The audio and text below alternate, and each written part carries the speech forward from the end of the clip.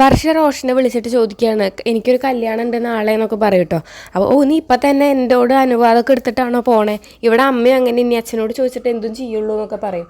അപ്പോൾ വർഷയ്ക്കാണെങ്കിൽ അങ്ങനെ ദേഷ്യം വരും കേട്ടോ. അതിനുശേഷം വർഷ പറയും, അല്ല അവർ കല്യാണം കഴിഞ്ഞ് വേഗം തന്നെ അബ്രോഡ് പോവും, അപ്പോൾ നിന്നെ അവർക്കൊന്ന് കാണണം എന്ന് പറഞ്ഞപ്പോൾ നീ എൻ്റെ കൂടെ വരുമോ, റോഷൻ എൻ്റെ കൂടെ വരുമോ ചോദിക്കുമ്പോൾ പിന്നെന്താ ഞാൻ വരാലോ എന്നൊക്കെ പറയും കേട്ടോ.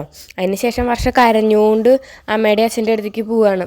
ശ്രീകാന്ത് എന്നെ ചതിച്ചു, അവൻ എന്നെ വേണ്ടാന്ന് പറഞ്ഞു, അവൻ്റെ അച്ഛൻ വന്ന് പറഞ്ഞു ഇത്ര എന്നെയായിട്ടുള്ള എല്ലാ ബന്ധങ്ങളും നിർത്തണമെന്ന്, അതുകൊണ്ട് അവൻ എന്നെ വേണ്ടാന്ന് പറഞ്ഞു വെച്ചാൽ ഞാൻ അവന് വേണ്ടിയിട്ടല്ല നിങ്ങളോട് തല്ലുകൂടിയത് ഇതാക്കിയത് എന്നൊക്കെ പറയും കേട്ടോ. അപ്പോൾ അത് അവർ വിശ്വസിക്കും. അയ്യോ മോളെ, അതുകൊണ്ട് തന്നെ ഞാൻ പറഞ്ഞത് അവനായിട്ടുള്ള ബന്ധമൊന്നും വേണ്ടാന്ന്, റോഷൻ നല്ല പയ്യനാന്നൊക്കെ പറയും. ആ സമയത്ത് റോഷൻ വർഷയ്ക്കായിട്ടുള്ള മോതിരമൊക്കെ ആയിട്ട് വരിക കേട്ടോ. അതൊക്കെയാണ് വർഷയുടെയും റോഷൻ്റെയും ഭാഗത്തൊക്കെ കാണിക്കുന്നത്.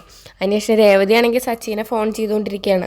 അപ്പോൾ സച്ചി ഇങ്ങനെ കാറിൽ കിടന്ന് ഉറങ്ങാൻ പോവുകയാണെന്ന് പറയുമ്പോൾ അത് വേണ്ട, വല്ല ലോഡ്ജിലും എന്തിലേലും പോയി കിടന്നുകൂടെ, എന്തിനാ അങ്ങനെ ചെയ്യണേ, അപ്പോൾ ഉറക്കം ശരിയായില്ലെങ്കിൽ നാളെ രാവിലെ വണ്ടി ഓടിക്കുമ്പോഴും ബുദ്ധിമുട്ടാവില്ല എന്നൊക്കെ ചോദിക്കുമ്പോൾ നമ്മുടെ സച്ചി പറയും അങ്ങനെയൊന്നും പ്രശ്നമൊന്നുമില്ല എന്നൊക്കെ പറയും കേട്ടോ. അതൊക്കെയാണ് ഇന്നത്തെ ഒരു എപ്പിസോഡിൽ. അപ്പോൾ നിങ്ങൾക്ക് എൻ്റെ വീഡിയോ ഇഷ്ടമാവുകയാണെങ്കിൽ ലൈക്ക് ചെയ്യുക, ഷെയർ ചെയ്യുക, സബ്സ്ക്രൈബ് ചെയ്യുക, സപ്പോർട്ട് ചെയ്യുക.